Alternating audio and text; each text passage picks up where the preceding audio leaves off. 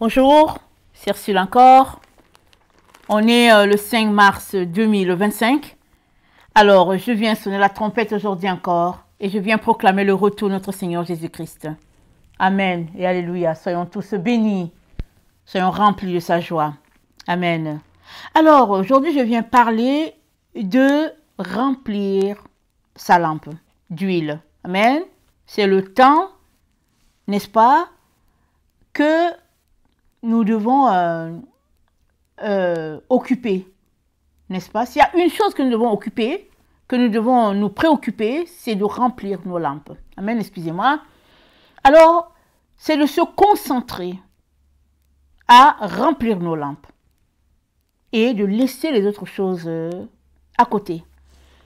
Et nous allons regarder la parabole, n'est-ce pas, des 10 vierges. Ça se trouve dans Matthieu 25, le verset 1 à 13. Et c'est dit que le royaume des cieux est semblable à 10 vierges qui sont parties à la rencontre de l'époux. 5 ont été appelées folles et puis 5 ont été appelées sages. Amen. Et les sages sont celles-là qui ont rempli leur lampe. Et celles qui ont été appelées folles, elles ont été appelées ainsi parce qu'elles se sont comportées en insensées. Elles sont parties à la rencontre de l'époux et elles n'ont pas rempli, elles n'avaient pas d'huile avec elles. Les premières avaient de l'huile, elles avaient des réserves, et les autres non. Amen. Et nous allons regarder, nous allons pas faire une étude, n'est-ce pas, de ce texte-là. Et je viens déjà dire que ce sera un peu long. Et je viens nous encourager à y aller par petits bouts, afin de passer à travers, n'est-ce pas, tout ce qu'il y a sur cette vidéo. Et le Seigneur, n'est-ce pas, vient nous encourager en nous disant, n'est-ce pas, de nous concentrer à rechercher le Saint-Esprit, de nous concentrer là, laissant les autres choses.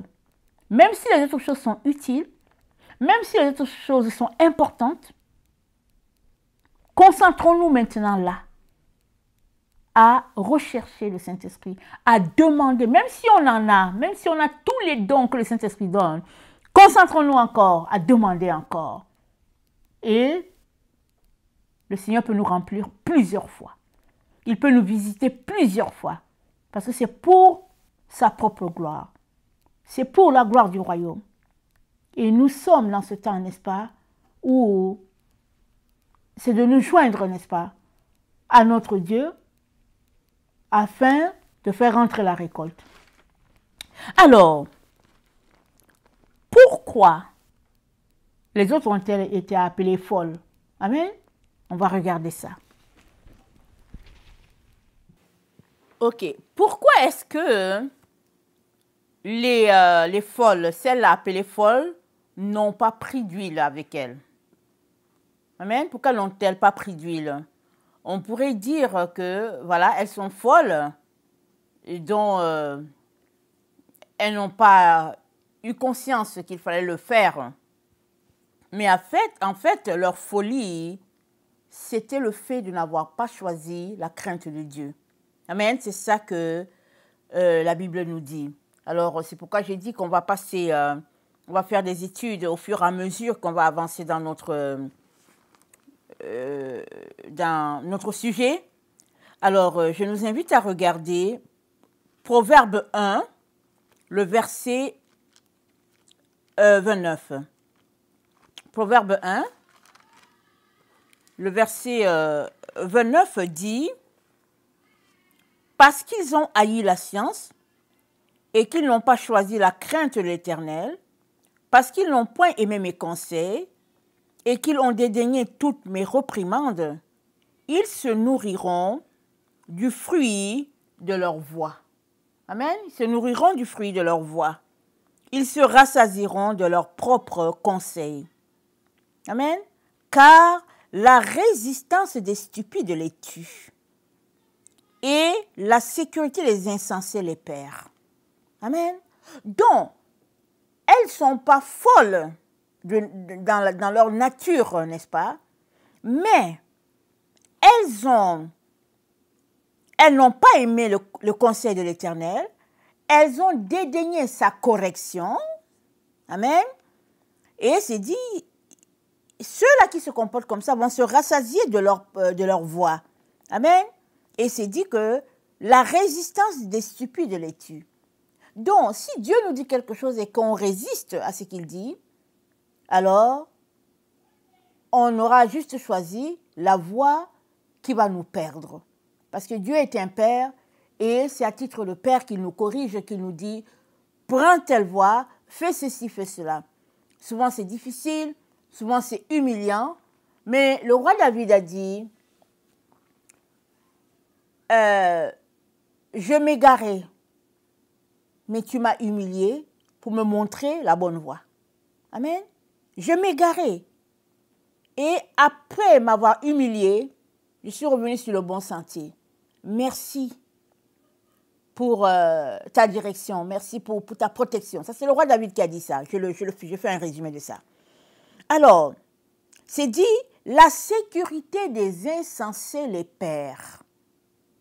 Alors, les 5 appelés folles étaient en fait sécures. Mais de quoi étaient-elles sécures?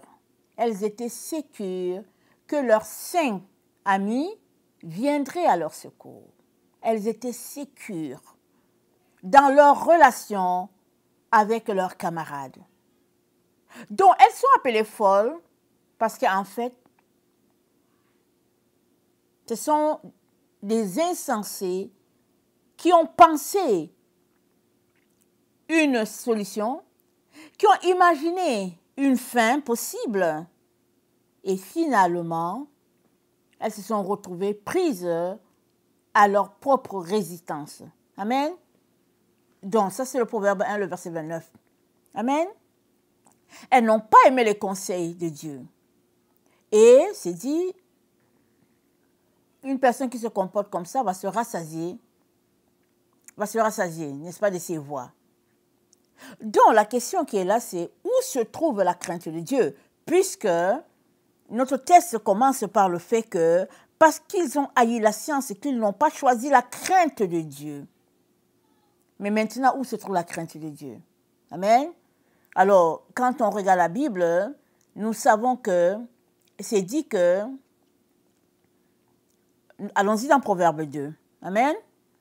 Proverbe 2 nous dit, au verset 3 et 5, nous lisons, « Si tu appelles la sagesse, si tu élèves la voix vers l'intelligence, si tu la cherches comme l'argent, si tu la poursuis comme un trésor, alors tu comprendras la crainte de l'Éternel et tu trouveras la connaissance de Dieu.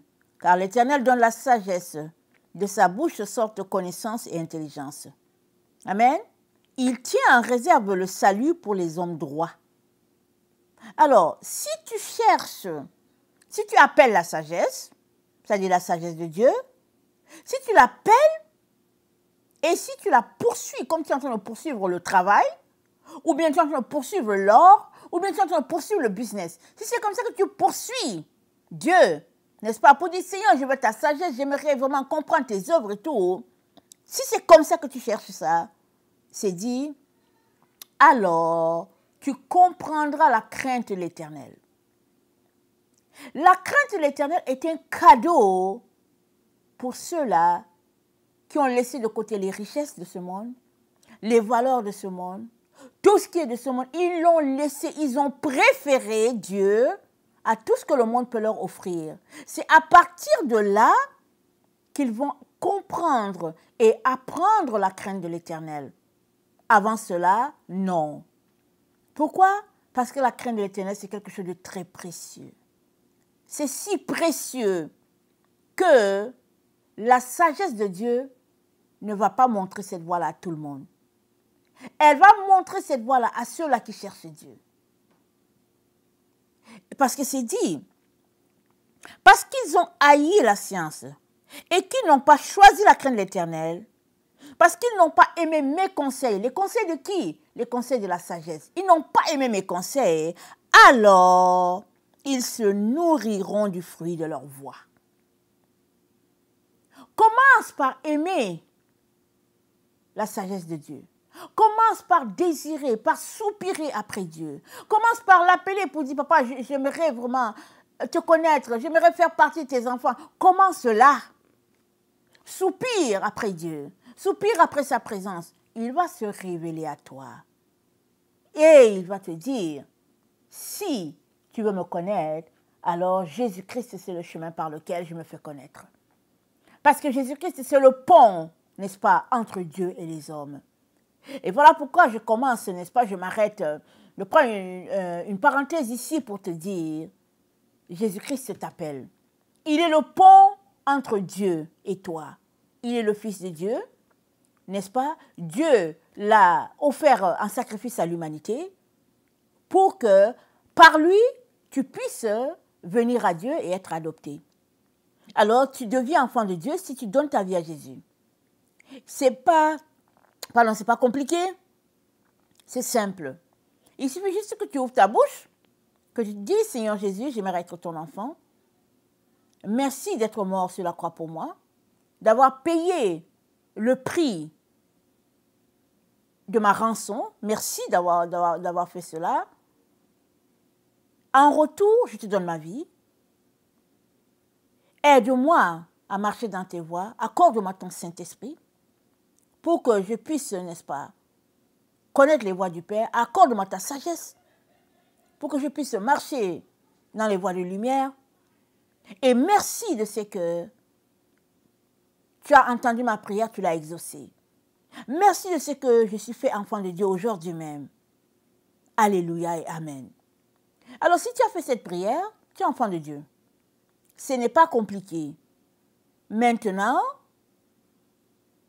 prends le temps pour lire ta Bible. Prends le temps pour prier Dieu. Prends le temps pour le louer. Apprends des chansons, des hymnes, des louanges. Mais, n'est-ce pas, des cantiques, des CD sur des hymnes, n'est-ce pas, si comme on ne sait pas très bien les différents groupes de louanges, c'est bon de mettre des hymnes. Amen. Les hymnes, c'est toujours que, ben voilà, c'est la base de notre éducation chrétienne. Alors, par des hymnes et des psaumes, n'est-ce pas, la présence de Dieu, n'est-ce pas, va tout simplement te visiter au fur et à mesure. Amen. Et bienvenue dans la famille de Dieu. Et alors que tu fais ton chemin, sache que le Saint-Esprit ne t'abandonnera pas et la sagesse de Dieu va toujours t'éclairer. Parce que Saint-Esprit et sagesse de Dieu marchent toujours ensemble. Amen. Alors, donc, c'est dit, si tu appelles la sagesse, alors tu comprendras la crainte de Dieu. Parce que la sagesse, dès que tu l'appelles, elle est là. Elle vient tout de suite. Elle ne se rebiffe pas. Parce que, parlant d'elle, n'est-ce pas, dans Proverbe 8, la sagesse dit, elle dit, je me tiens au sommet des hauteurs, près de la route. Les hauteurs, c'est où? Alors que tu es à ton point le plus culminant de gloire, la sagesse dit, elle est là-bas. Pourquoi? Parce que si tu es là-bas à ton point de gloire, tu ne peux pas entendre Dieu. Tu as besoin de descendre de ton piédestal. Tu as besoin de descendre complètement. Et elle se tient là au sommet pour te dire, mon fils, ma fille, descends. Viens, je vais t'aider à descendre. Et tu vas connaître la crainte de Dieu. Elle se tient à la croisée des chemins. Alors que tu as un carrefour, tu ne sais pas dans quelle direction aller, appelle la sagesse. Elle va te dire, prends telle direction. C'est le problème, est-ce que tu vas obéir? Parce qu'elle va t'indiquer la voie que ton cœur n'aime pas. Elle va t'indiquer la voie qui est la mieux pour toi, c'est la voie de Dieu. Et très, très souvent, tu n'aimes pas cette voie. Mais c'est la voie de la simplicité, c'est la voie de la pureté, c'est la voie de la lumière. C'est ça qu'elle va t'indiquer. Elle dit, je me tiens à l'intérieur de portes et je fais entendre mes voix. Elle dit, je me tiens à côté des portes, à l'entrée de la ville. On a déjà vu que par le passé, les villes étaient clôturées.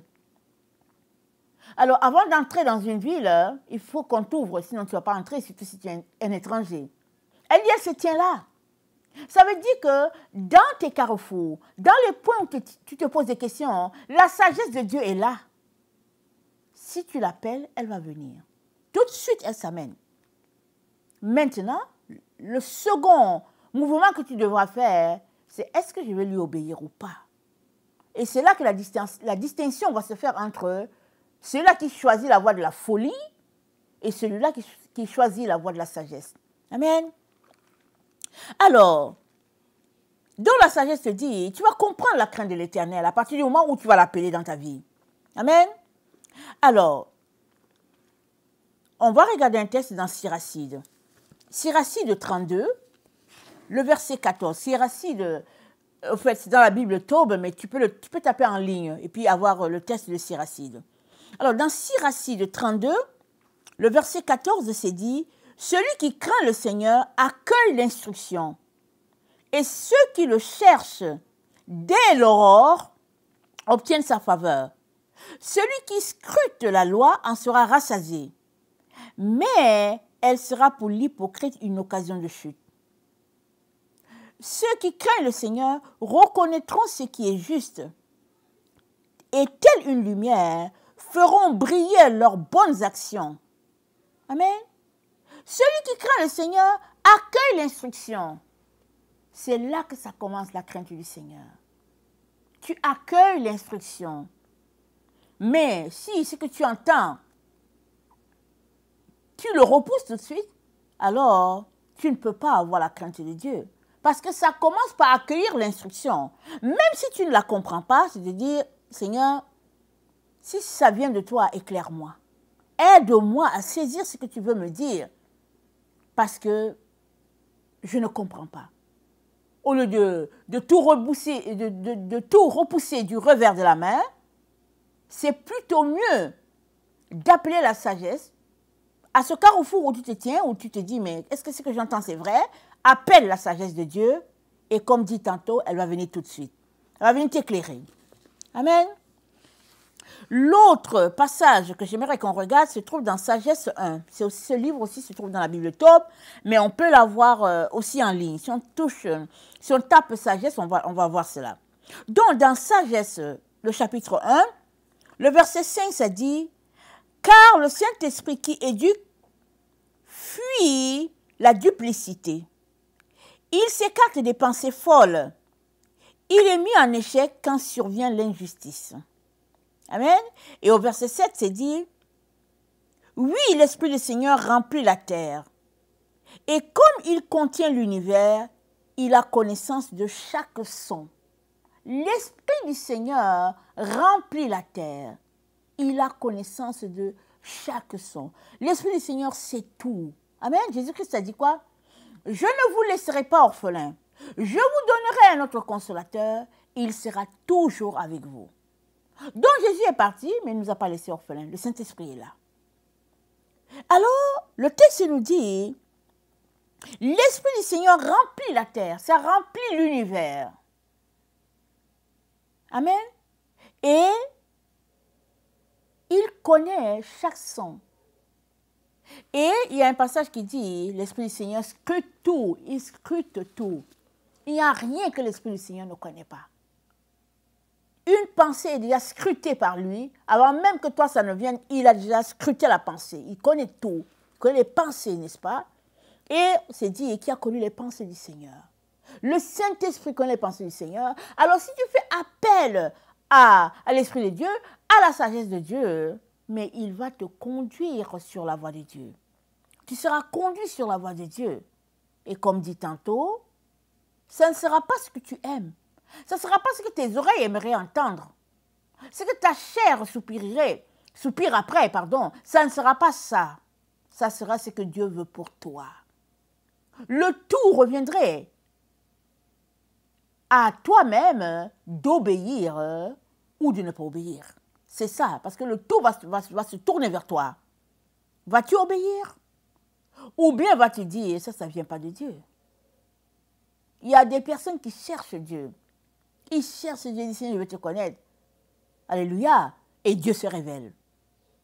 Seul problème, quand Dieu se révèle et qu'ils se rendent compte que la réponse qui est là, c'est vraiment contraire de ce qu'ils auraient aimé, ils vont dire, mais non, ils vont trouver toutes sortes d'astuces pour s'éloigner de la réponse de Dieu.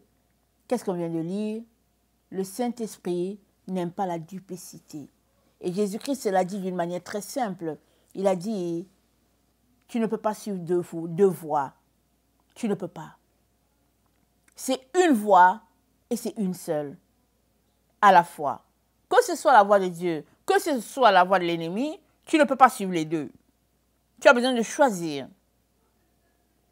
Et le Saint-Esprit, ça n'aime pas la double voie, la double pensée. La Bible dit, en notre Seigneur, c'est le oui, et aussi c'est en lui qu'on trouve le Amen. Donc, il nous revient, n'est-ce pas, en tant qu'enfants de Dieu, de nous organiser pour laisser toutes les voies qui sont doubles.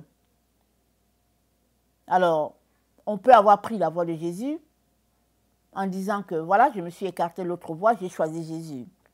Maintenant, sur la voie de Jésus, où marches-tu? Marches-tu sur la voie là qui est celle de Jésus, ou bien marches-tu sur cette voie là que chaque humain, ou bien les dénominations, ou bien se sont créées par-ci, par-là, pour pouvoir adapter l'évangile, n'est-ce pas, à notre quotidien. Souvent, la vie est telle que, voilà, on adapte les choses. Il suffit qu'on regarde autour de nous la façon qu'on a grandi, n'est-ce pas? Mais ce n'est pas ça que le Seigneur veut pour nous. Il aimerait que, malgré la difficulté qu'on éprouverait si on suivait la voie de Jésus, il aimerait que, malgré cette difficulté-là, on puisse suivre cette voie. Il va nous aider à aller jusqu'au bout. Amen. Alors, le Saint-Esprit, on vient de lire, le Saint-Esprit connaît les choses de Dieu. Il scrute tout. Et le Saint-Esprit, n'est-ce pas, peut t'avertir que c'est le temps de laisser les autres choses et de te concentrer à chercher le Seigneur. Le Saint-Esprit connaît l'urgence des temps. On va regarder dans Luc 2. Il y a une citation qui est arrivée là-bas et le Saint-Esprit a averti le prophète Siméon.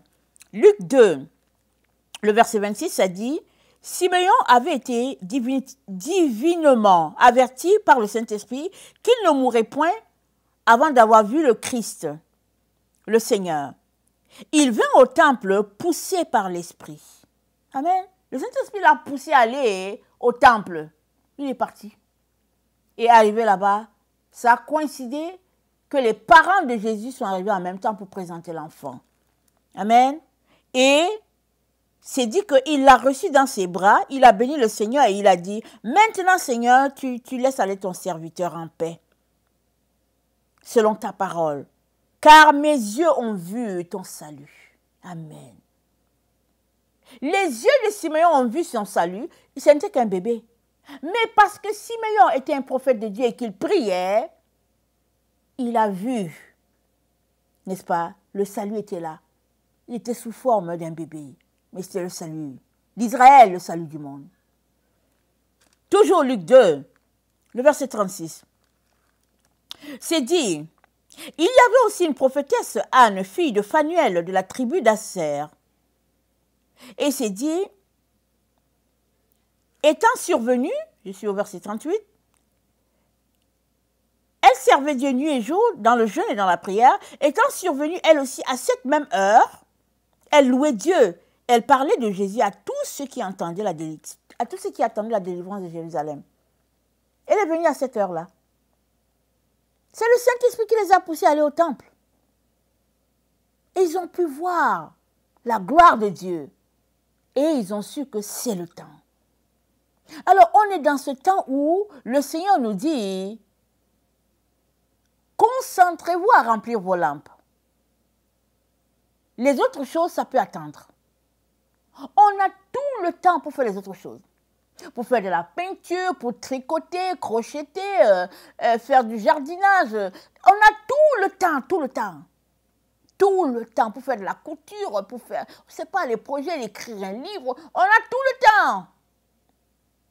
Mais quand le Saint-Esprit te dit, c'est le temps de faire ceci, ne négocie pas. Laisse toutes les autres choses et puis dis, Seigneur, aide-moi. Aide-moi à obéir et à prendre le maximum, n'est-ce pas, de toi dans ce temps où nous sommes. C'est-à-dire, aide-moi à remplir ma lampe.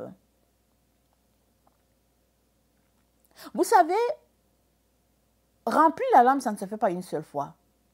Ça peut se faire plusieurs fois.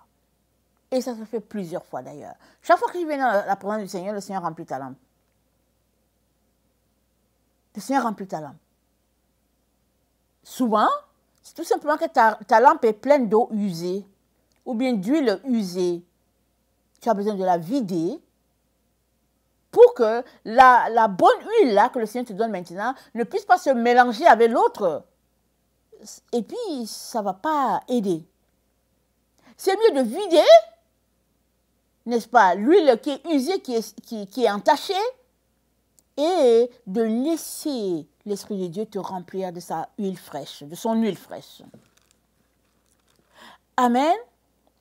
Dans Romains 8, le verset 26, Romains 8, le verset 26, c'est dit, excusez-moi, de même aussi l'Esprit nous aide dans notre faiblesse.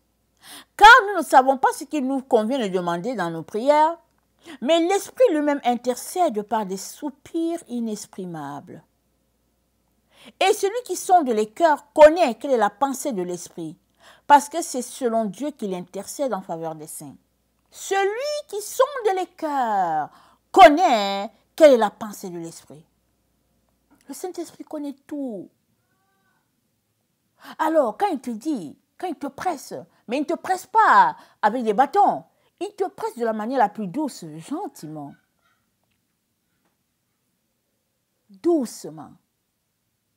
Pour te dire, arrête la télévision. Vas-y dans la présence de Dieu. Arrête cette émission-là. Quitte tes amis. Vas-y, va chercher Dieu. Et souvent, tu es là, tu es fatigué, et il va te dire, non, dors pas, viens avec moi.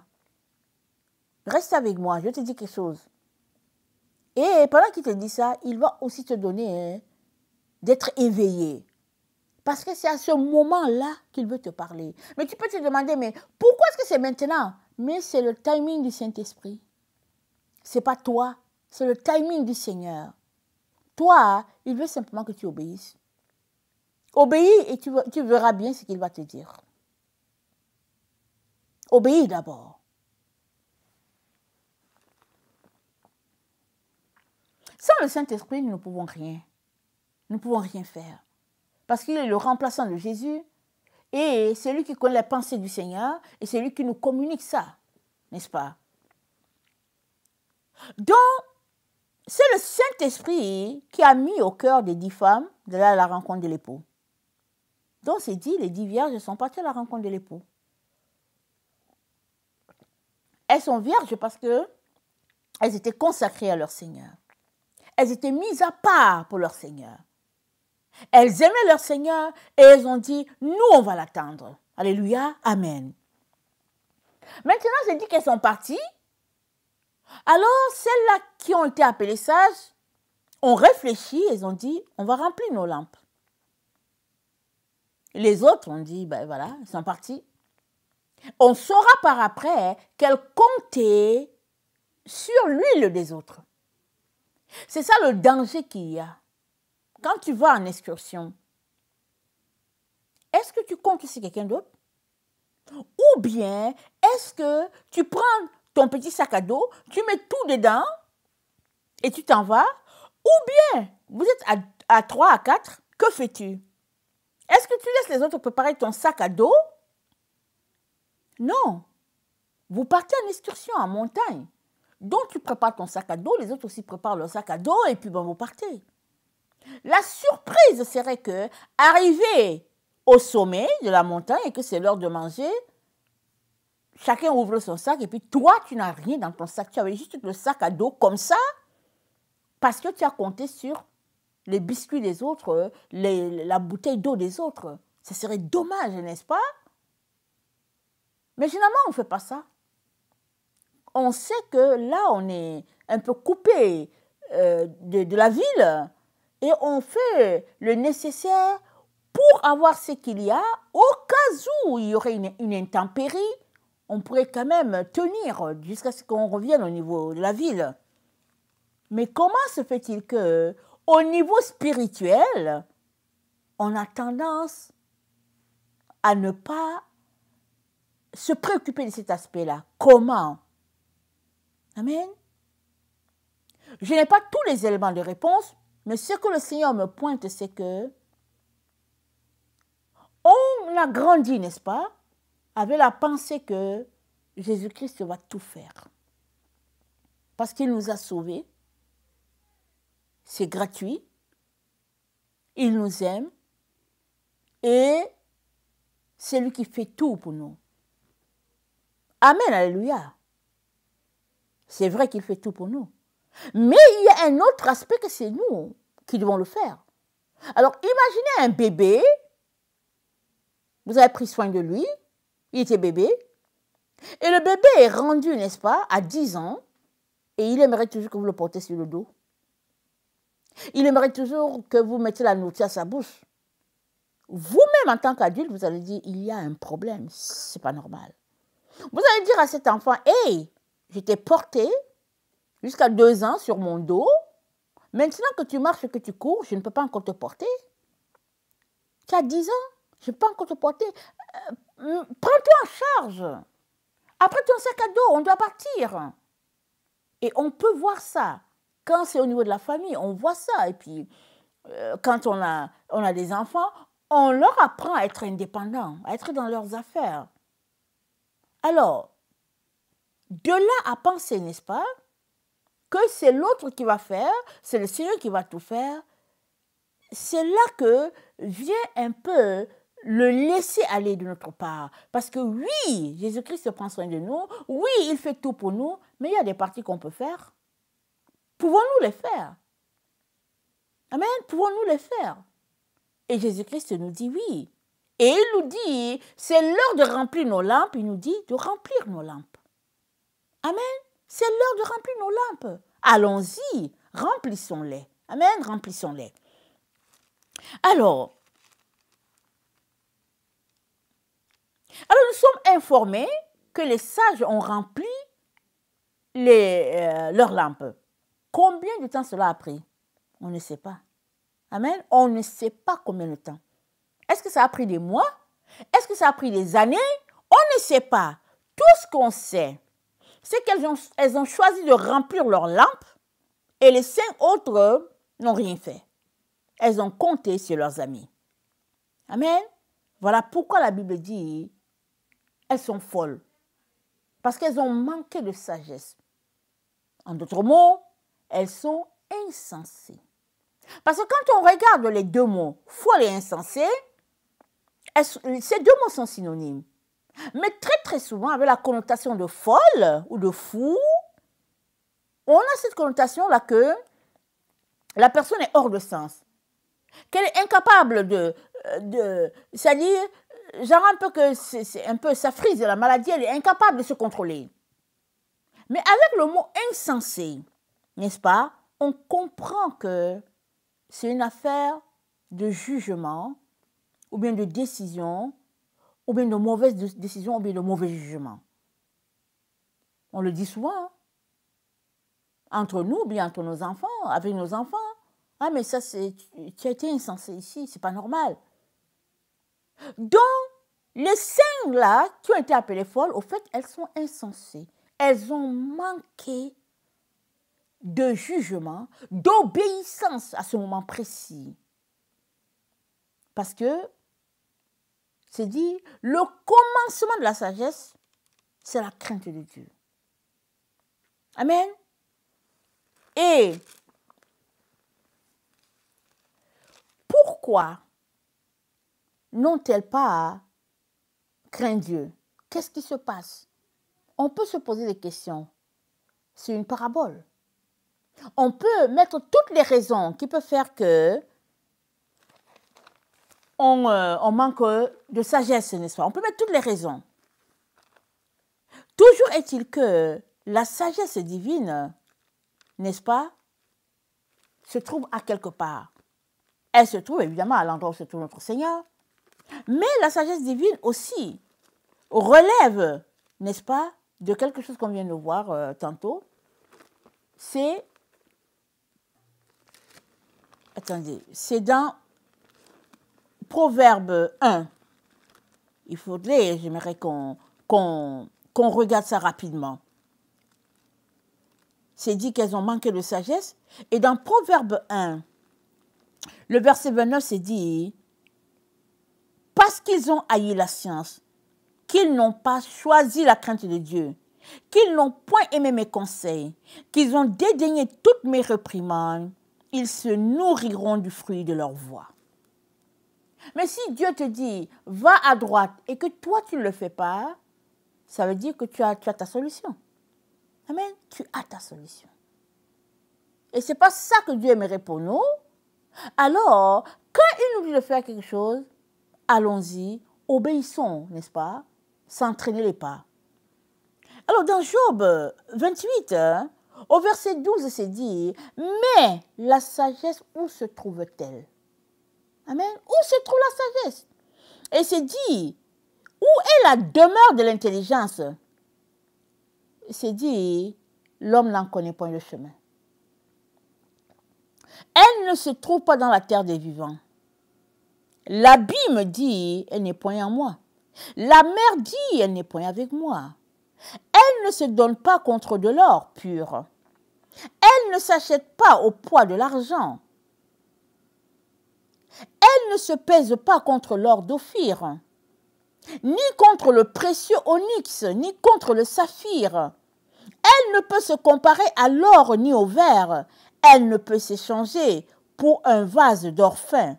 Le corail et le cristal ne sont rien auprès d'elle. La sagesse vaut plus que les perles. La topaze d'Éthiopie n'est point son égale, et l'or pur n'entre pas en balance avec elle. D'où vient donc la sagesse? Alors Job nous dit, il énumère toutes les richesses du monde, il dit la sagesse n'est pas dedans. Mais où se trouve la sagesse alors? Puisque nous passons notre vie à courir après les richesses de ce monde. Courons après l'or, l'argent, le diamant, et puis toutes sortes d'argent, je ne sais plus comment ils appellent leur nouvel argent là qu'ils ont créé, un argent électronique. On court après ces choses-là, on veut s'enrichir, on s'est dit, bon, voilà le moment, n'est-ce pas, de remplir les poches, parce qu'il y aura une catastrophe, et puis on aura l'argent, et puis on a toutes sortes d'imagination. On est là. Mais Job nous dit, la sagesse là, elle ne se trouve pas sur la terre des vivants. Alors il y a un problème. Et Dieu nous dit de la chercher. Comment allons-nous faire? Amen. Alors que Job énumère toutes ces choses, il nous dit, on peut trouver l'or sur la terre des humains. On peut trouver l'argent, on peut trouver l'onyx, on peut trouver le bauxite, on peut trouver le diamant, tout. On peut trouver cela sur la terre des vivants, c'est rempli. Mais la sagesse de Dieu, c'est là où il y a Dieu qu'on trouve cela.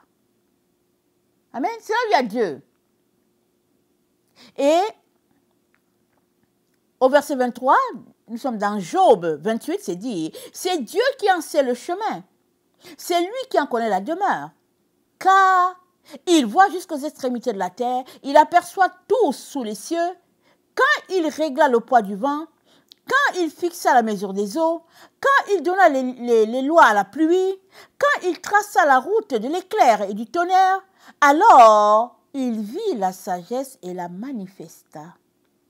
Et il en posa les fondements et l'a mis à l'épreuve. Puis il dit à l'homme, voici, la crainte du Seigneur, c'est la sagesse. S'éloigner du mal, c'est l'intelligence. Voilà la définition de Dieu. Il dit, si tu crains le Seigneur, tu es sage. Alléluia. Si tu t'éloignes du mal, tu es intelligent. Dans notre monde, on va dire, tu sais, il est brillant, hein? Elle est brillante. Les maths, c'est quelque chose, et puis bien voilà, et puis les physiques, et puis donc voilà, et puis la sagesse, l'intelligence au niveau humain, n'est-ce pas, est mise en valeur par la capacité des êtres humains à résoudre leurs problèmes et à la fin à avoir 100 sur 100 ou bien 80 sur 100. Et les gens mettent leur intérêt dans ces choses-là. Et Dieu dit, non, ce n'est pas là-bas que tu vas trouver la sagesse de Dieu. Il dit, tu vas trouver ça. C'est la crainte de Dieu. Si tu crains Dieu, tu es sage. Cela voudra dire pour nous de changer carrément notre mode de pensée.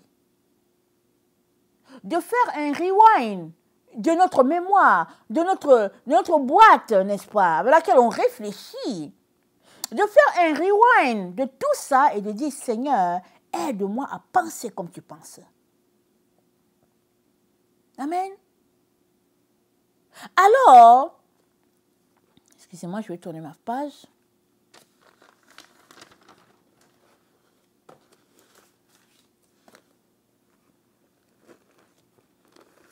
La sagesse se trouve dans le fait que tu craignes Dieu. C'est ça qu'on vient de voir. Alors la question, elle est celle-ci. Est-ce que tu crains Dieu? Est-ce que je crains Dieu? C'est quoi la crainte de Dieu? Amen, c'est quoi? Alors, je vais prendre l'exemple des familles, n'est-ce pas? Pour ceux-là qui n'ont pas d'enfants, ben, vous allez écouter. Pour ceux qui ont les enfants, on sait comment ça se passe. Quand nos enfants sont jeunes, quand papa ou maman les envoie, ils courent tout de suite. Si tu les as éduqués, n'est-ce pas, à obéir, ils vont courir tout de suite. Et si par hasard, l'enfant a tendance à traîner, qu'est-ce que les parents font? Ils vont l'appeler, ils vont dire, hey, toi, viens ici. Est-ce que je t'ai envoyé ou pas? Depuis quand est-ce que je t'ai envoyé? Je ne veux plus que ça se répète. Va faire ce que je t'ai demandé. Et si l'enfant traîne encore, les parents vont dire, ok, tu auras une conséquence parce que tu n'obéis pas. L'enfant va dire, oui, j'arrive. Non, non, non, non, non, tu y vas tout de suite. Alors, quand l'enfant est petit, il peut trouver que le papa est sévère ou la maman est sévère. Mais au fait, tu es en train d'éduquer l'enfant à ce que chaque fois que tu vas lui parler, il aille d'abord faire ce que tu lui as dit de faire. Les autres choses peuvent attendre. Amen. Qu'est-ce que tu es en train de créer chez l'enfant? Tu es en train de créer chez l'enfant la crainte, c'est-à-dire le respect, c'est-à-dire l'honneur, c'est-à-dire la manière dont cet enfant-là devrait être éduqué. C'est ça que tu es en train de lui inculquer petit à petit, même s'il ne comprend pas. Amen, même s'il ne comprend pas. Et quand il va prendre de l'âge, amen, il va dire, ok, mes parents m'ont aimé. Ils m'ont montré comment me comporter. C'est ça. Il va dire, ok, mes parents m'ont aimé, ils m'ont aidé. Et c'est ça que Dieu veut pour nous. Amen. C'est ça qu'il veut pour nous. Alors la personne qui craint le Seigneur, ce n'est pas la personne qui a peur de Dieu. Il ne s'agit pas d'avoir peur de Dieu. Il s'agit de respecter Dieu et d'obéir à ce qu'il te dit. Amen. Souvent, quand on est jeune, on ne sait pas, n'est-ce pas, souvent, on aime tellement nos parents qu'il arrive que quand on se rend compte qu'on les a déçus, on peut se mettre à pleurer pour dire, oh, je ne voulais pas faire ça, mais j'ai déçu mon père, j'ai déçu ma mère. On est tous passés par là. On s'est dit, oh non, mais vraiment, on n'aimerait pas ça. Et puis on pleure, on s'est dit, oh non, oh non. C'est ça la crainte de Dieu. La crainte de Dieu se manifeste comme ça. Quand on craint Dieu et qu'on sait que Dieu nous a dit d'aller dans une direction X et que nous, on a pris la direction Y, quand on vient dans sa présence, on est tout honteux. On pleure, on aurait aimé que ça ne se passe jamais et on fait tout pour arranger ça, pour réparer cette situation. C'est ça la crainte de Dieu. Et Dieu aimerait qu'on le craigne comme ça. Pourquoi? Parce qu'il nous montre toujours la bonne voie. La voie la meilleure. Parce qu'il nous aime. Il nous protège de celui-là qui rôde comme un lion rugissant, cherchant qui il va dévorer. Amen. Alors, pourquoi donc nous nous laissons, n'est-ce pas, embarquer dans les voies qui ne sont pas celles de Dieu? Souvent on est trompé, souvent c'est notre chair. Et dans Job 27, n'est-ce pas, alors que Job est en train de parler avec ses amis, il leur dit, je vous enseignerai les voies de Dieu. Je ne vous cacherai pas les desseins du Tout-Puissant. Mais vous les connaissez et vous êtes d'accord. Pourquoi donc vous laissez aller à de vaines pensées? Amen. Les amis de Job sont venus le voir. Ils ont commencé à l'acculer, à le traiter de beaucoup de paroles injustes. Alors Job dit, écoutez-moi, je vais vous parler, je vais vous enseigner. Mais, il dit, mais vous connaissez les voies de Dieu? Mais pourquoi est-ce que vos pensées s'en vont dans cette direction où tout est vain? C'est ça qui nous arrive souvent. On connaît les choses de Dieu, pour ceux-là qui ont une relation avec Dieu. Mais qu'est-ce qui fait que on suit l'autre chemin, le chemin contraire? Souvent, on veut être riche. Souvent, on veut améliorer notre situation, n'est-ce pas, matérielle. Souvent, on se sent méprisé, on se dit, j'aimerais que les gens me respectent. Souvent, on se dit, je vais améliorer mon niveau de revenu. Alors, si on avait l'habitude de passer 4 heures avec le Seigneur, on dit, je vais prendre 2 heures pour améliorer mon niveau. Alors, on coupe notre temps avec le Seigneur et puis on suit un autre chemin. On peut citer toutes sortes de situations, n'est-ce pas, pour justifier pourquoi on a pris le chemin des pensées vaines. Mais la Bible nous dit, la voie des pensées vaines, c'est la voie de la folie. C'est la voie des insensés. Même si du moment on ne pense pas que c'est ça, la Bible dit que c'est ça. Donc, on devrait dire, ok, Père, je ne comprends pas tout. Seigneur Jésus, je ne vois pas ça comme ça, mais aide-moi à voir de la manière que tu vois. Aide-moi à m'aligner sur ta parole. Aide-moi à accepter ce que tu as dit, même si je ne comprends pas, et viens m'éclairer. Enlève les écailles de mes yeux et aide-moi, Seigneur. Nul n'est parfait sur la recherche du Seigneur. Nul. Il n'y a que l'Esprit de Dieu qui nous conduit.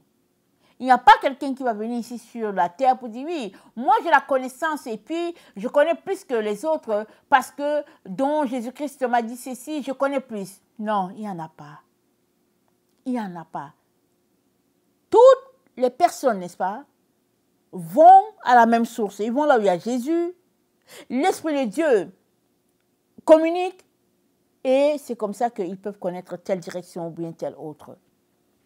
Afin que nul ne dise c'est moi, afin que nul, n'est-ce pas, ne puisse prendre la gloire, afin que Dieu soit le Dieu de tout le monde, Parce qu'il éduque chacun sur le chemin qu'il doit prendre pour, n'est-ce pas, le bien de la maison, du corps de Christ. Amen. Alors,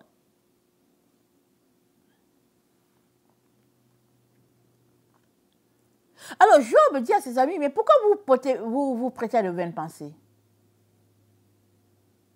Et on peut se poser aussi la question, pourquoi est-ce qu'on se prête souvent de vaines pensées? Qui n'a pas eu de vaines pensées?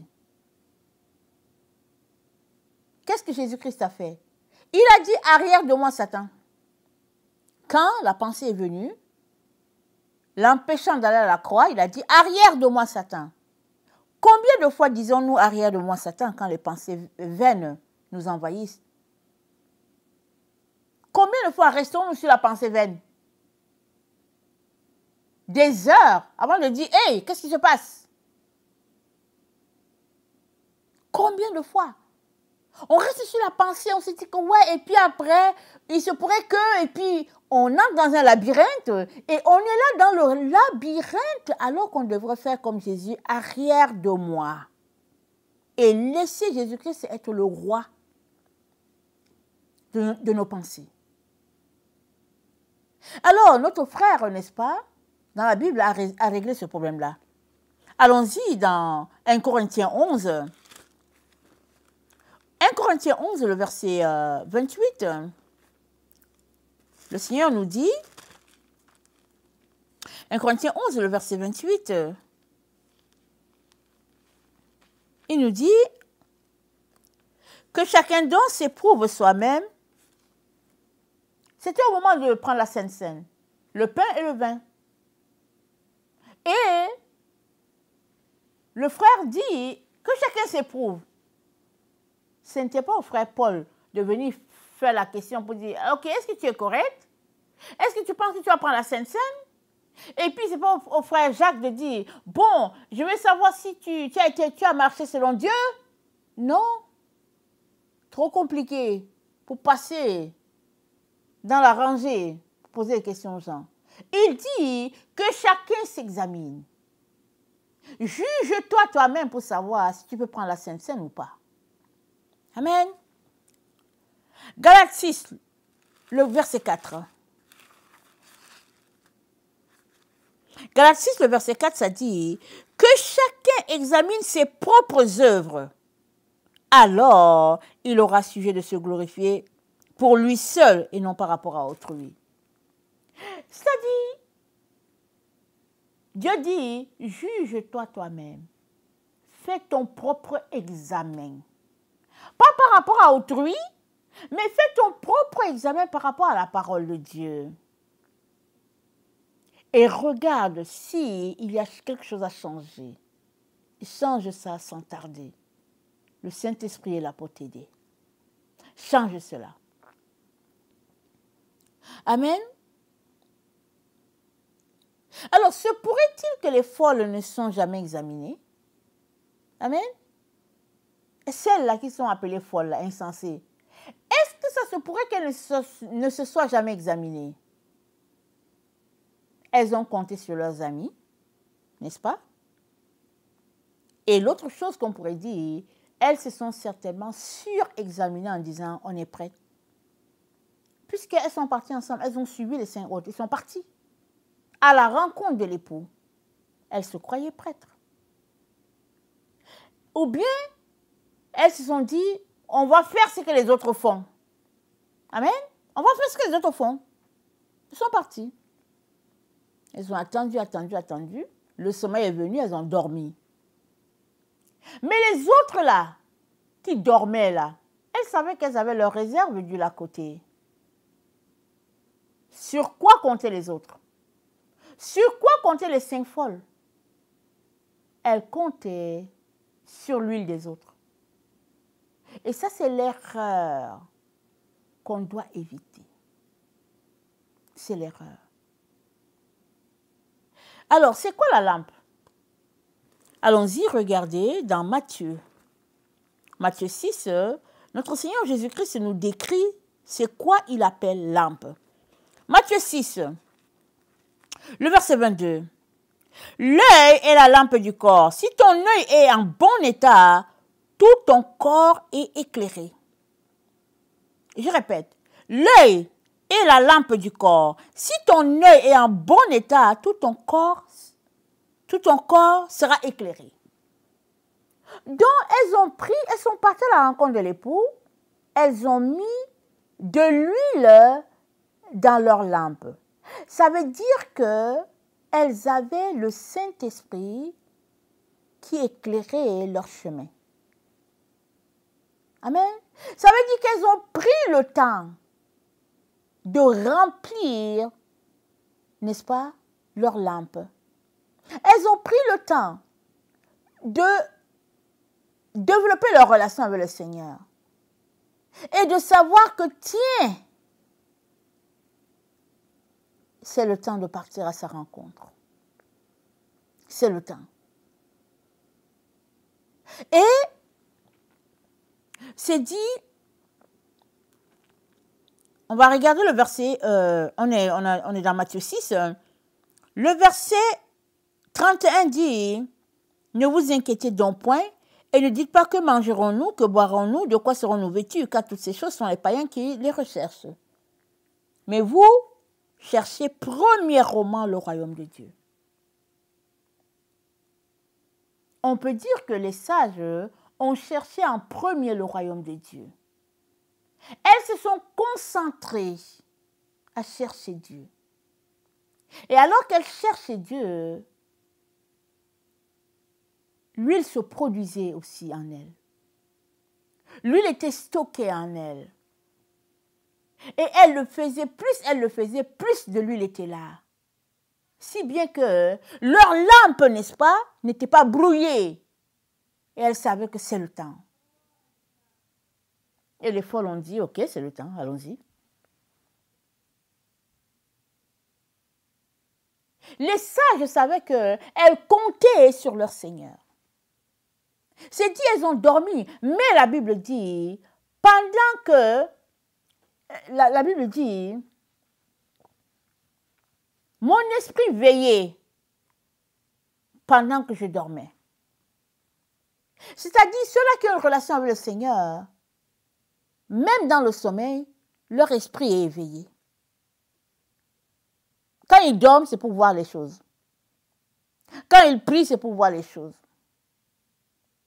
Quand ils sont en train de dormir et puis ils se réveillent souvent, ils sont en train de prier. C'est-à-dire, l'esprit est éveillé. L'esprit est toujours éveillé. L'esprit n'est pas endormi. Donc, elle savait que les réserves sont là. Voilà pourquoi elles ont dit aux autres, on ne peut pas vous aider. On ne peut pas prendre ce qui est là, qui a été emmagasiné en nous, là, pour vous le donner. Ça va prendre toute la vie. Parce que pendant qu'elles accumulent l'huile, elles le mettent où? Elles le mettent en elles. Parce que tu es un vase. Amen. 2 Corinthiens 4, n'est-ce pas, dit que tu es le vase du Seigneur. Donc l'huile là, elles le mettent en elles. Elles mettent ça dans leur réserve. C'est en elles. C'est leur corps qui reçoit l'huile. Donc quand bien même elles voudraient, elles ne peuvent pas. Parce que là, ils sont rendus à l'endroit où on attend l'époux. Ce n'est plus le moment d'enseigner, là. Ce n'est plus le moment de prendre l'autre pour dire, viens, je vais downloader de l'huile en toi. Non. C'est le moment de l'attente.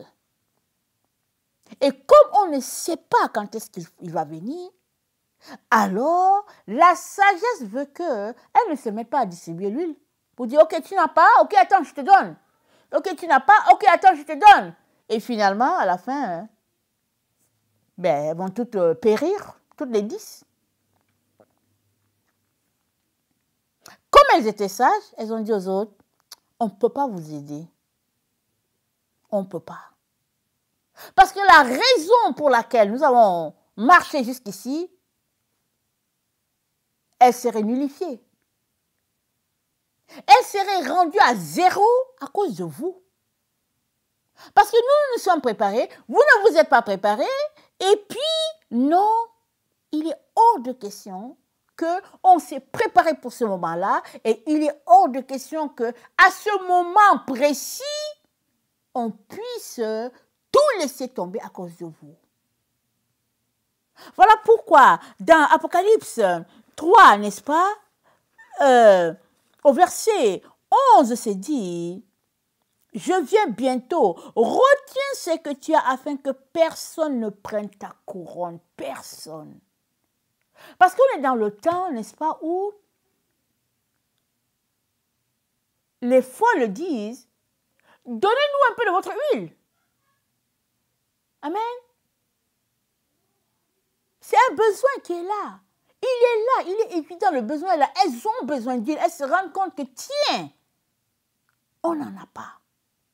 On a besoin de tenir. Mais les autres disent non, il faut aller à l'endroit. Et l'endroit où on vend l'huile, c'est où? C'est dans la présence du Seigneur. Alléluia.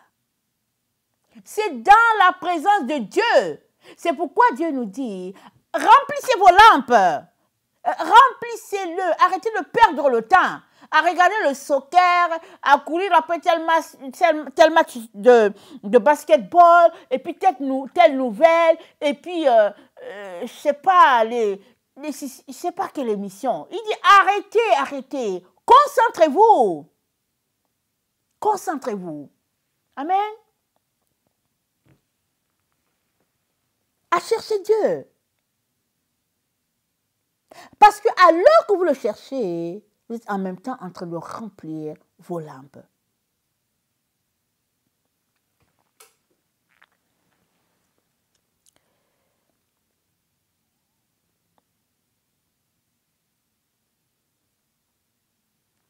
Mais qu'est-ce qui fait que les folles n'ont pas rempli leurs lampes? Qu'est-ce qui fait qu'elles ont attendu à la dernière minute pour dire, nous n'avons pas d'huile, nous n'avons pas assez d'huile? La réponse est tout dans notre texte. Même si ça ne saute pas comme ça à l'œil, elles ont compté sur leurs amis. Peut-être ont-elles toujours marché en comptant sur les autres. Peut-être que c'était ça leur vie. Elles comptaient toujours sur les autres. Elles n'aimaient pas aller chercher eux-mêmes, ouvrir leur Bible pour lire et puis prendre du temps avec le Seigneur. Elles n'aimaient pas peut-être. Elles ont toujours compté pour se faire enseigner peut-être par les autres. On ne sait pas c'est quoi. Mais les autres, on sait où elles achetaient leur huile. Ça se trouve dans le verset... attends, on est dans Matthieu 25. On est dans Matthieu 25. Excusez-moi. On est dans Matthieu 25, au verset 11. Plus tard, les autres vierges vinrent et dirent, « Seigneur, Seigneur, ouvre-nous. » Mais il répondit, « Je vous le dis en vérité, je ne vous connais pas. » Le maître ne les connaissait pas. Elles ne venaient pas s'asseoir devant Dieu pour prier, pour intercéder, pour dire, « Papa, aide-moi. J'ai besoin de te connaître. J'ai besoin d'esprit. J'ai besoin de changer mon caractère. Je suis dans la détresse. J'aimerais plus de Jésus. Je ne sais pas comment faire. » Elles ne venaient pas. Elles avaient la solution à toutes leurs difficultés. Elles couraient toujours vers les amis et c'était réglé le problème. Elles couraient toujours, le problème était réglé. Dès qu'il y a quelque chose, on va chez l'ami, c'est réglé. Mais là, à ce moment-là, où elles ont encore compté, les autres ont dit, ah non, on ne peut pas. Et le texte nous dit, le maître leur dit, je ne vous connais pas. Je ne vous connais pas. Qui êtes-vous? Amen. Alors, après quoi soupire ton cœur en ce moment où tu es en train d'écouter cette vidéo-là? À quoi soupire ton cœur? Ce serait bon de t'arrêter, de prendre une feuille pour faire un examen de toi-même, un checking de ta propre personne pour savoir, Seigneur, est-ce que je cours après toi ou bien est-ce que je cours après les biens de ce monde? Souvent, on court après un nom. Souvent, on aimerait laver l'humiliation. Souvent, on se dit, j'ai étudié, j'aimerais quand même, n'est-ce pas, avoir une position par rapport à mon diplôme. Et souvent, on dit, bon, je n'ai pas assez d'argent, j'aimerais quand même changer mon niveau, n'est-ce pas, mon standing social, et etc., et etc. Toutes sortes de raisons valables dans notre temps, n'est-ce pas? Mais la raison qui prime devant Dieu, c'est que Dieu soit le centre de tout en toi. Amen. C'est que Dieu soit le centre de tout. Et s'il l'est, mais tu vas aller t'asseoir à ses pieds pour dire, papa, tu es mon tout. C'est toi que j'ai, je n'ai plus quelqu'un d'autre. Tu es tout pour moi. Je suis juste là. Je suis venu te louer, je suis venu t'adorer. Je suis juste là, je veux juste être là à tes pieds, c'est tout. Et tu reçois de lui. Son caractère t'est downloadé. Ses attributs deviennent les tiens. C'est-à-dire tu reçois pleinement ce qu'il est parce que tu viens dans sa présence. On comprend très bien ces choses-là quand l'été vient. N'est-ce pas? On veut se bronzer parce qu'être bronzé, c'est beau. Alors ceux qui ont l'argent vont s'exposer au soleil. Et ceux qui ne peuvent pas voyager vont aller dans les centres, n'est-ce pas? Là où il y a des appareils, et puis ils entrent dans les appareils, et puis leur peau change. Et quand les gens les regardent, les gens disent « Waouh, c'est beau !» Mais, qu'est-ce qui fait qu'on n'a pas la même pensée quand ça vient du côté de Dieu? Amen. Qu'est-ce qui fait? C'est parce qu'on est éduqué à penser ailleurs. On est éduqué à chercher le bonheur ailleurs. Voilà pourquoi Job dit, où se trouve la sagesse? Il dit, ce n'est pas dans la gloire de ce monde, ce n'est pas dans les richesses, ce n'est pas dans les renoms. Il dit, non, ce n'est pas là-bas. Il dit, la sagesse, il dit, voilà, la sagesse, c'est la crainte de Dieu. En gros, c'est la crainte de Dieu. En gros, si tu crains Dieu, alors tu vas prendre la parole pour savoir qu'est-ce qu'il a dit de lui-même et qu'est-ce qu'il attend de toi. Amen. Alors, ton œil, c'est la lampe de ton corps. C'est Jésus-Christ qui l'a dit. Amen. Question. Est-ce que tu vois bien? Amen. Est-ce que tu vois bien? Ou bien, as-tu besoin de collyre? Jésus-Christ l'a dit. Il a dit, si vous manquez de collyre, venez chez moi. Peut-on dire qu'on voit assez et puis on n'a pas besoin de collyre? Non. La sagesse veut qu'on ait toujours besoin de collyre et Jésus-Christ, c'est notre collyre. Amen. Seul Jésus-Christ peut te donner les gouttes nécessaires et tu vas voir bien. Il va te donner les gouttes et tu vas voir. Il va te donner les gouttes et tu vas voir. Et chaque jour, il va purifier ta vision de telle sorte que tu puisses voir comme lui. Et c'est là, n'est-ce pas, que tu pourras l'entendre quand il va te parler. Parce que c'est dit, allons-y dans le psaume 36, verset 10. Comme j'ai dit, aujourd'hui, c'est une longue étude. Psaume 36, le verset 10, c'est dit, « Car auprès de toi est la source de la vie, par ta lumière, nous voyons la lumière. Amen. Ça, c'était les psaumes. Jésus-Christ est venu et on sait que c'est par Jésus que nous voyons.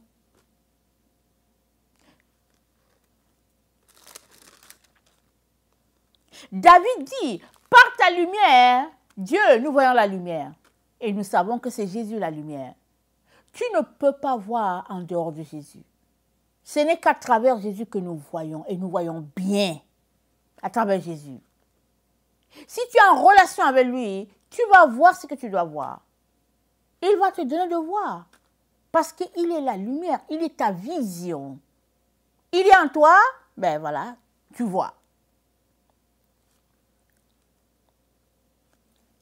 Le psaume 89, le verset 16.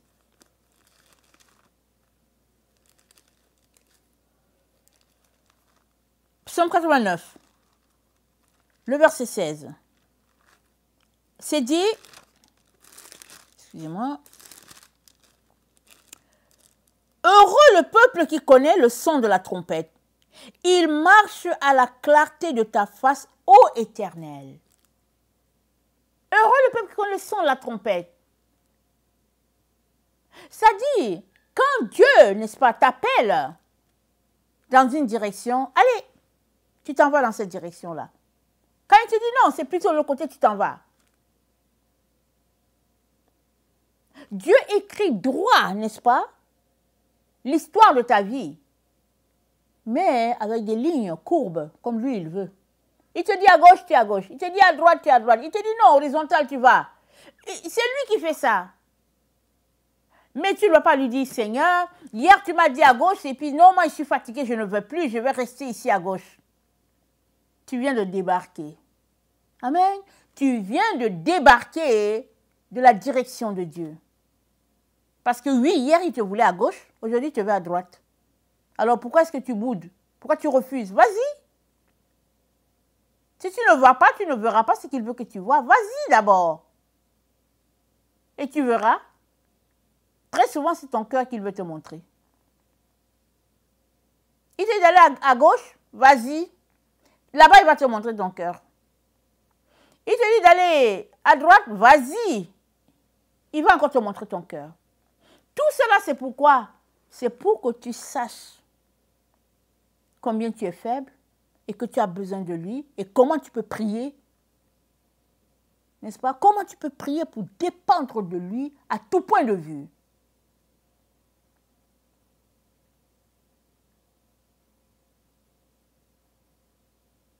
Et Dieu nous dit, c'est le temps de s'aimer. S'aimer. Remplissez vos lampes. Allez-y.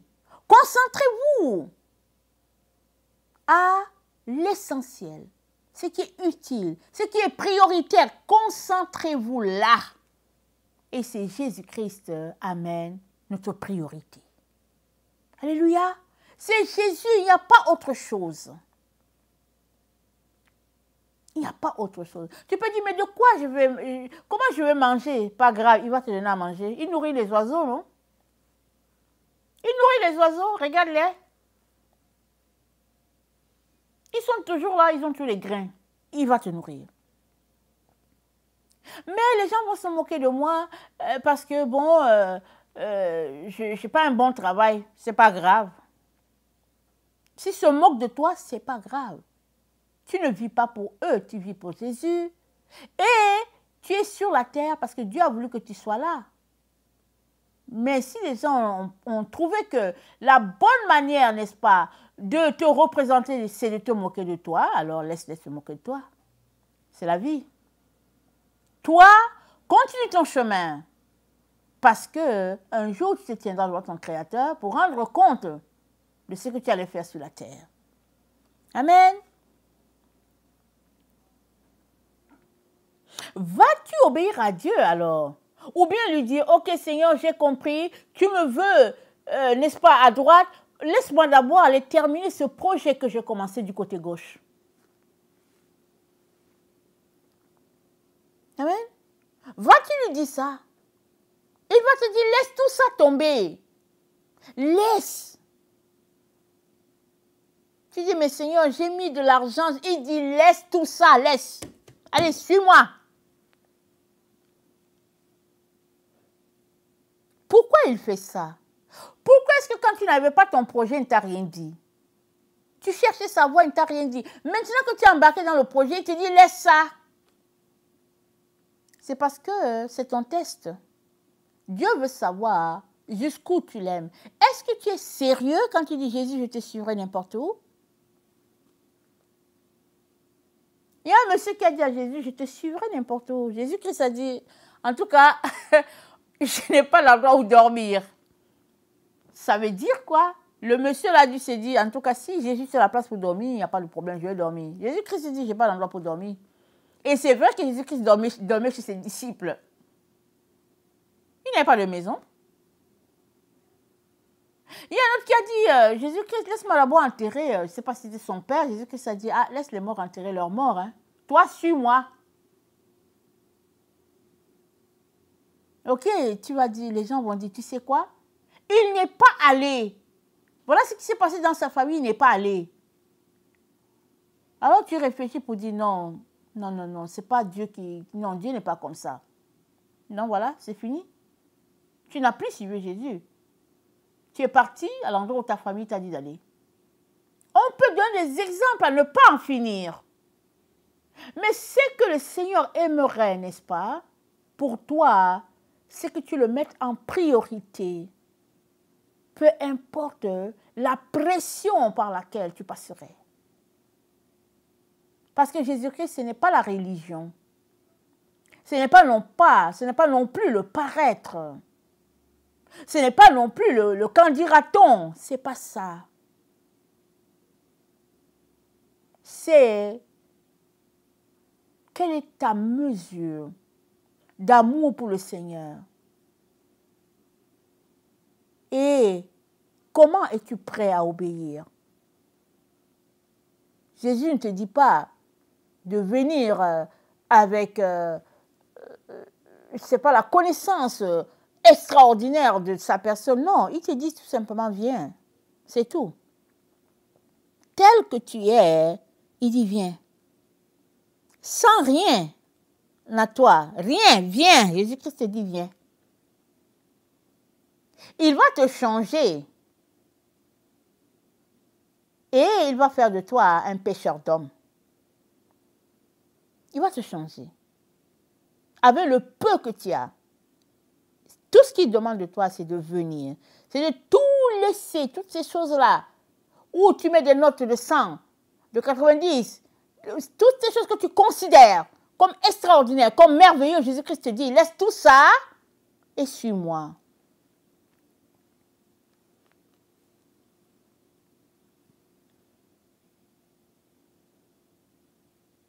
Alors,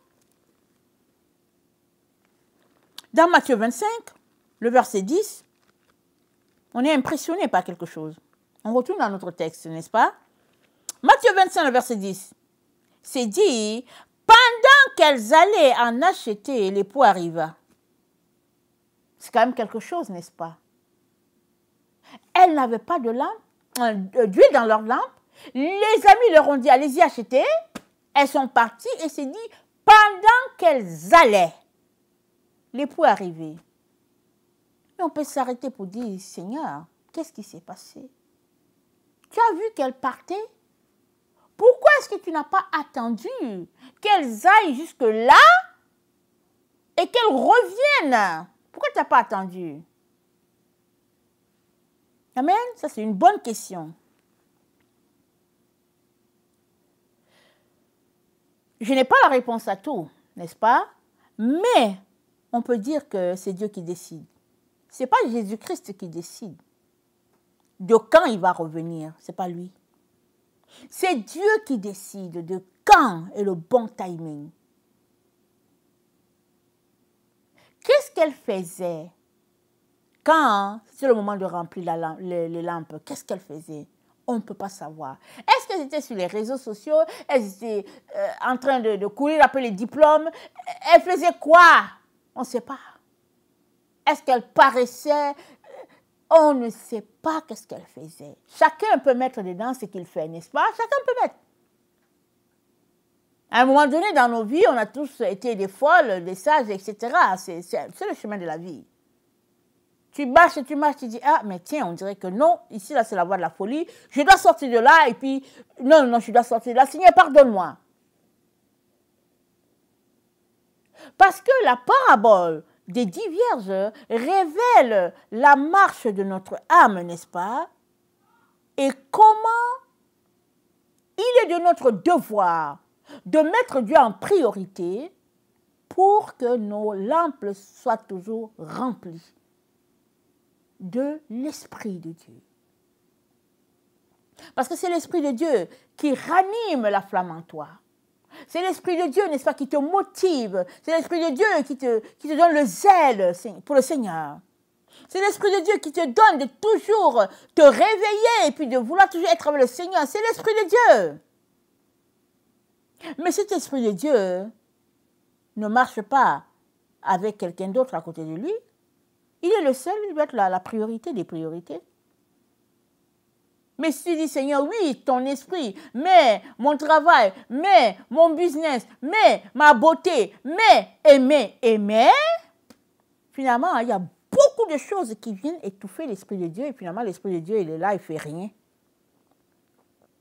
Pour que l'Esprit de Dieu te remplisse et vraiment fonctionne en toi, c'est que tu puisses lui laisser toute la latitude de fonctionner. Que tu enlèves le contrôle et que tu le laisses contrôler ta vie et l'amener à destination. Amen. Donc, c'est Dieu qui décide de quand le Seigneur Jésus va revenir. Notre part à nous, c'est d'obéir. Et là où nous sommes, il nous dit, remplissez vos lampes. Et quand bien même c'est le temps de la moisson, sémez. Sémez, allez-y, sémez.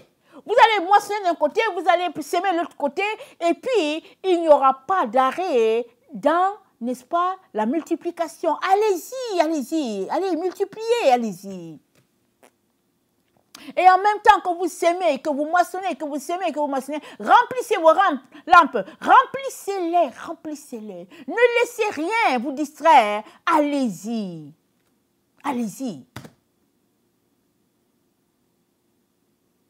Toutes ces choses-là, qui sont là, qu'on voit avec nos yeux, sont là pour nous distraire, pour nous couper, n'est-ce pas, de la présence de notre Dieu.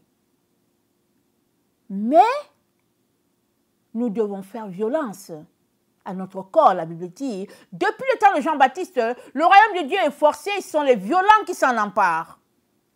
Ce n'est pas une façon de violence avec la force. C'est le fait que tu fais violence à ton corps, à tes envies, à tes désirs, et puis tu dis non, c'est Jésus et c'est lui seul. C'est le fait que tu bouges tes oreilles. Quand les amis, les relations disent que non, mais celui-là, il est perdu, elle est perdue. Et puis les gens se moquent de toi, tu bouges tes oreilles, tu n'as rien entendu. Tu cherches ton Jésus, c'est tout. Parce qu'ils ont besoin de toi. Ils ont besoin de toi pour que tu pries pour eux. Alors, imagines-tu être assis là, en train de dire, ok, je vais me mettre avec eux. Mais quand est-ce qu'ils seront sauvés alors? Parce que c'est toi qui as besoin de prier pour eux pour qu'ils soient sauvés. Alors, laisse-les se moquer de toi. Ils font la preuve qu'ils ont besoin de toi. Alors, tu les aimes, aime-les en priant pour eux, en te déconnectant d'eux et allez te mettre dans la présence de Dieu. Lui, il va te dire comment prier, comment faire pour que ta lampe soit toujours, n'est-ce pas, remplie et que leur lampe aussi finisse par être remplie un jour. Ta joie, c'est vrai qu'un jour, ceux-là qui se moquent de toi disent aujourd'hui, te disent que, ah, je donne ma vie à Jésus. Ça sera ta joie. Amen. Alors, notre obéissance, n'est-ce pas, c'est très important dans le temps où nous nous trouvons. Dans ce temps où la pensée du moment, c'est que même des enfants deviennent des adultes et puis ils disent toujours que c'est mon droit. Ils disent, oui, c'est mon droit, c'est mon droit. Ils ont tous des droits et puis c'est comme si c'est pour te bloquer de les éduquer. Mais tu as besoin de continuer d'éduquer, n'est-ce pas? Tes enfants. Et tant que la loi de l'amour règne en toi, sache que le Seigneur va multiplier. Et que l'enfant va finir par saisir la voie droite, malgré les autres voies qui sont autour, qui foisonnent autour. Amen.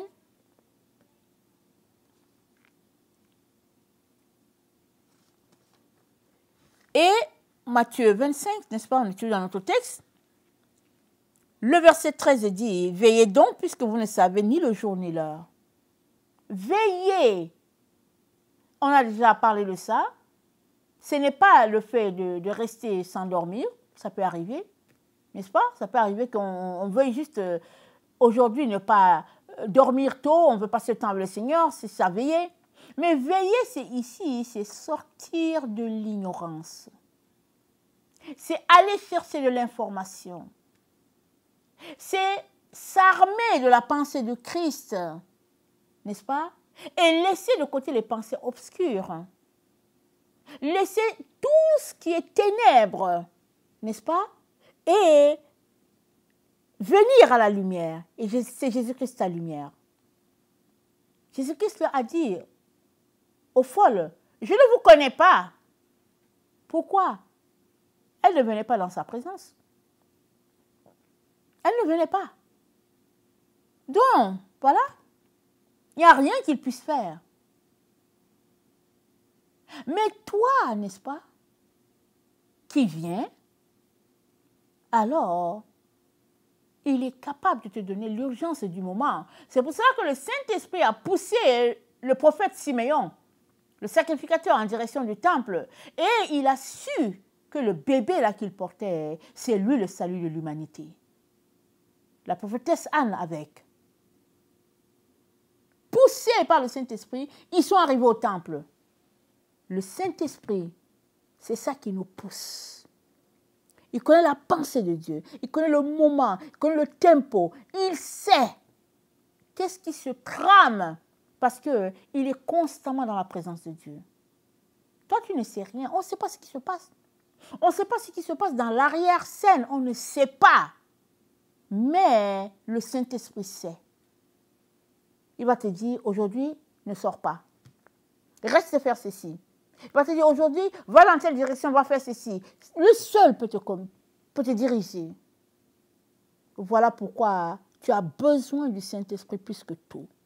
Remplis ta lampe. Ne dis jamais j'en ai assez. On n'a jamais assez. Remplis. Remplis. Continue de remplir. Que ça déborde, mais remplis toujours. Dieu sait ce qu'il en fera. Amen. Que le Seigneur bénisse sa parole. Et que nous soyons zélés, n'est-ce pas, pour répandre la parole partout où nous nous trouvons. Et que le Seigneur nous aide. Amen. À sortir de toutes ces choses-là qui nous endorment. Amen. Voilà pourquoi il dit, réveillez-vous, soyez éveillés. Il dit, veillez. Tout ça, c'est pour nous dire, sortez de tout ce qui va vous endormir. Amen. Et cherchez la présence du Seigneur Jésus. Amen. Que le Seigneur vous bénisse. Alléluia et Amen.